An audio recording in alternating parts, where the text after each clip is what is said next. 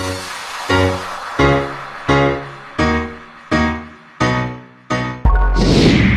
हिंद दोस्तों, मैं नरेंद्र शर्मा खुराना ज्ञान ज्योति दर्पण के द जीजेडी शो में आपका स्वागत करता हूँ। आज हम चर्चा करेंगे कामयाबी किस प्रकार से प्राप्त होती है और इसके लिए हम एक केस स्टडी लेकर आ रहे हैं। भारतीय जनता पार्टी, भाजपा ने इतनी ज्यादा सीटें किस प्रकार से जीती, ये कामयाबी उनको किस प्रकार से मिले, इसको हम एक एक पॉइंट्स लेंगे और आप और हम इस चीज को समझने का प्रयास करेंगे। सबसे पहले, कामयाब होने के लिए आप चाहे कोई कारोबार कर रहे हैं, चाहे कोई सामाजिक कार्य कर रहे हैं, चाहे आप कोई राजनीतिक का संगठन चला रहे हैं, इन सभी के लिए आपको एक सैद्धांतिक तौर पर कार्य योजना की आवश्यकता होती है। अब देखिए, भारतीय जनता पार्टी 2 सीट से लेकर 303 सीट पर पहुंचती है। कोई एक दिन में नहीं, ये कोई शॉर्टकट नहीं है। ये अनुभव के आधार पर बनाई गई रणनीति का प्रतिफल है। हाँ, जो विपक्षी हैं वो किसी भी प्रकार का आरोप प्रत्यारोप लगा सकते हैं, इसमें कोई दो राय नहीं, आपका हक बनता है आप करें। लेकिन थोड़ी सी देर के लिए हम राजनीति नहीं करेंगे। राजनीति की बात ना करके हम ये निर्णय खास जो करके बैठे हैं कि उन्होंने इस कामयाबी को प्राप्त कैसे किया, उसके ऊपर ही स्टडी है। तो उस स्टडी का सबसे पहली पायदान के ऊपर है, इन्होंने जो जमीनी हकीकत, मतलब कि आप जहां पर रह रहे हैं उस ग्रास रूट के ऊपर माहौल को समझना और उसके पश्चात उसके अनुसार वहां के कार्य व्यवस्थाओं को सुनिश्चित करना। एक तो पहला पॉइंट तो ये था। जब तक हम एक दूसरे के साथ में संपर्क में नहीं रहते हैं और संपर्क का अभाव हमारे को नाकामयाब कर देता है। इस चीज को भारतीय जनता पार्टी के चाणक्य कहे जाने वाले रणनीतिकार अमित शाह ने इस प्रकार की कार्य योजना बनाई और इन्होंने अपने आप को और अपने कार्यकर्ताओं को आम जनता के बीच पहुंचाया और ये नीति तैयार कर दी कि आप लोगों के बीच में जाइए, कनेक्टिविटी बनाइए।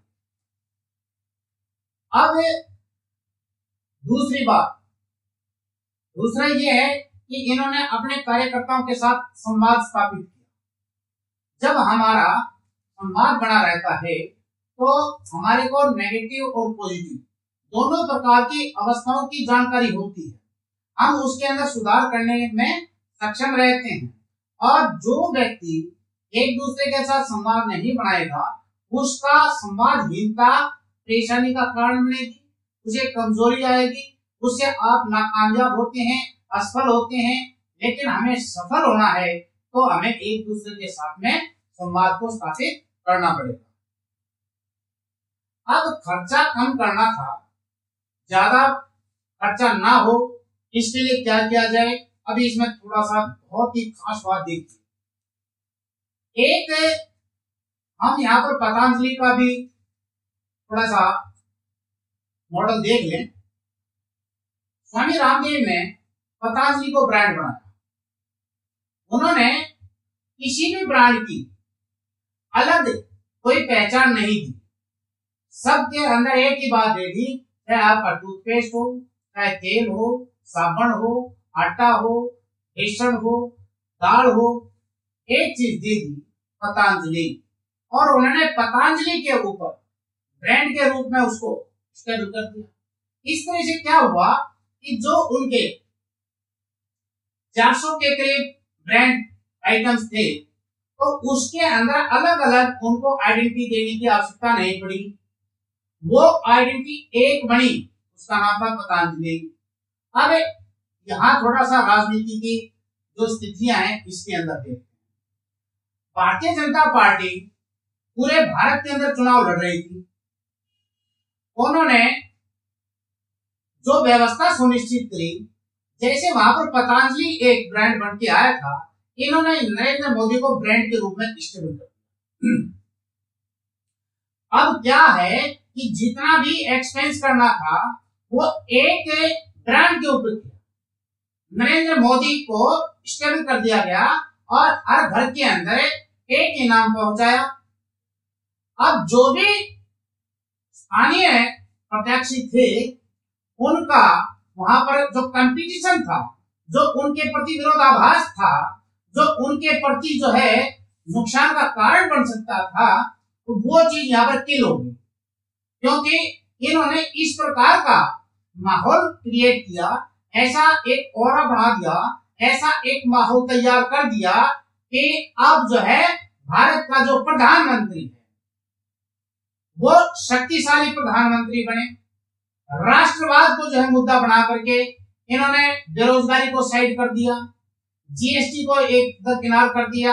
आप समझने का प्रयास कीजिए कि इस प्रकार का एक ऑरा तैयार हो गया कि एक पूरे वर्ल्ड वाइड नरेंद्र मोदी की जो छवि थी उस जो है इमेज को मेकओवर करने के ऊपर काम किया गया। मोदी एक प्रधानमंत्री होने के साथ साथ एक ब्रांड के रूप में स्टेबल कर दिए गए। एक घर घर के अंदर नरेंद्र मोदी को पहुंचा दिया गया और जब भी चर्चा हुई नरेंद्र मोदी वर्सेस मोदी हुई। आप चाहे हरियाणा प्रदेश में आए तो वो विपक्षी नेता मोदी को बोलते हैं, उत्तर प्रदेश में जाए तो वो मोदी को बोलते हैं, विरोध किसका होता है पश्चिम बंगाल में जाए तो विरोध मोदी का होता है। आप किसी भी स्टेट में जाइए, अलग अलग नेता, अलग अलग पार्टियां, लेकिन विरोध के अंदर एक ही नाम, वो था नरेंद्र मोदी। इससे क्या हुआ कि नरेंद्र मोदी हर जगह पर एक चर्चा का विषय बने और इस चर्चा के कारण हर आदमी के सामने, हर आदमी के दिल में, हर आदमी के दिमाग में हर जगह पर एक ही नाम रहा, Modi.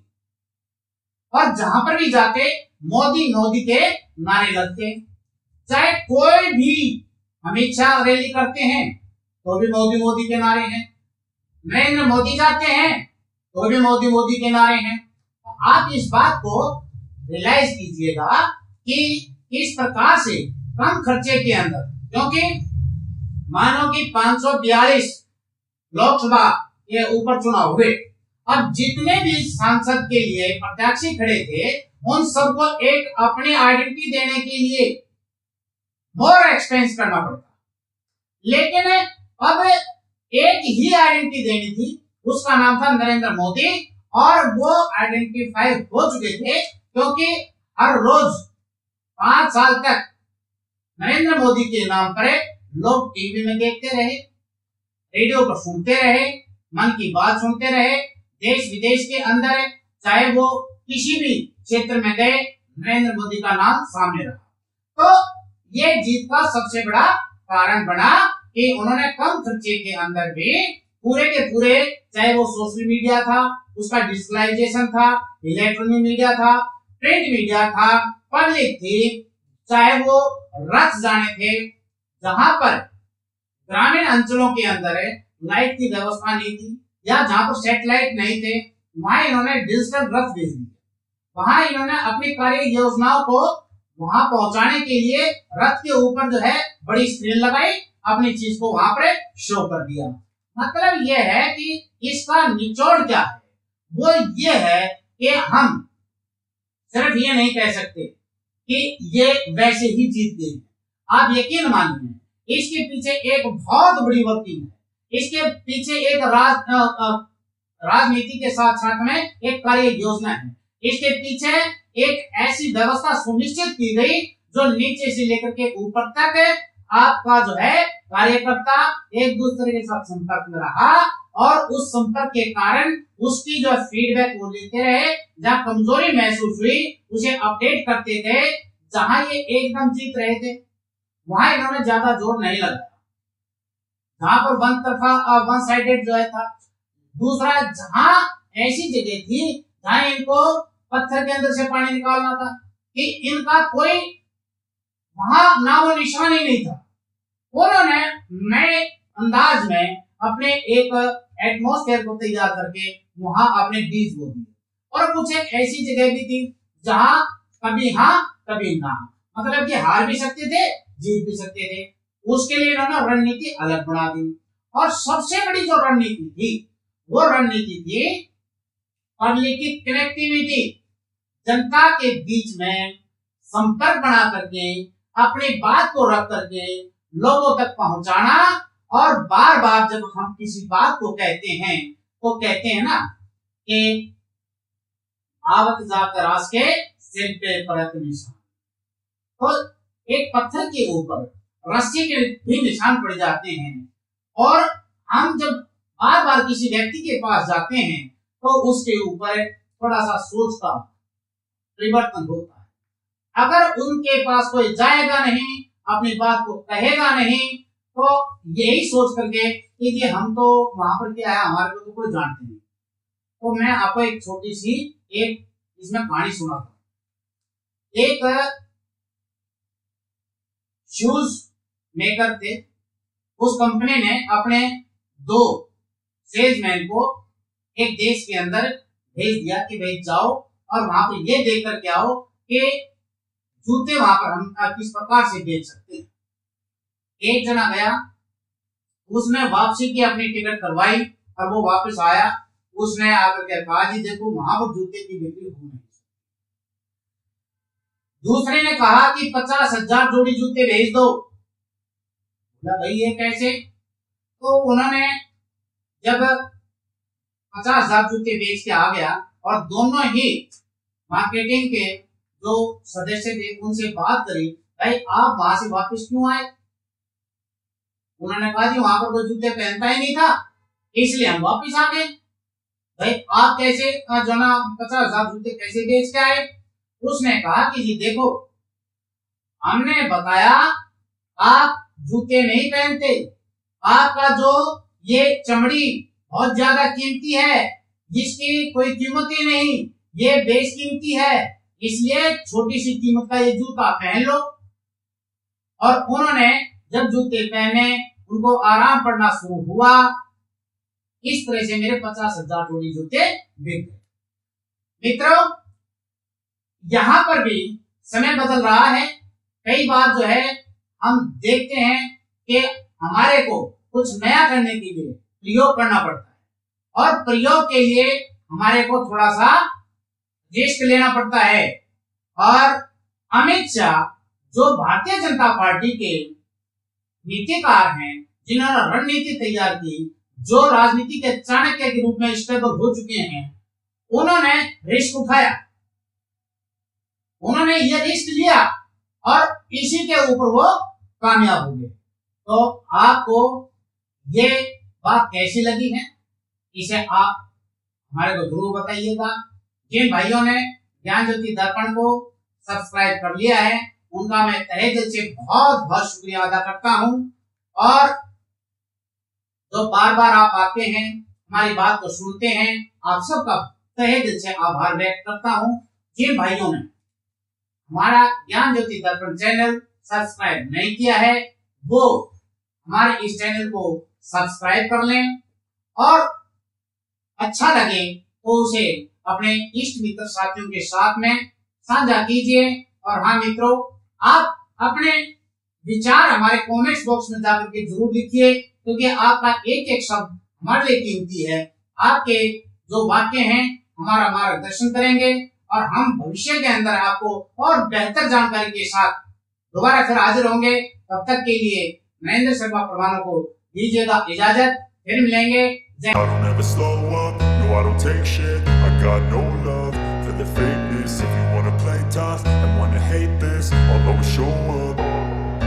I don't ever slow up, no I don't take shit. I got no love for the fakeness. If you wanna play tough and wanna hate this, I'll always show up and make a statement. I don't ever slow up, no I don't take shit. I got no love for the fakeness. If you wanna play tough and wanna hate this, I'll always show up and make a statement. Everything I do so instinctive and so passionate. Every word I move so descriptive like an adjective.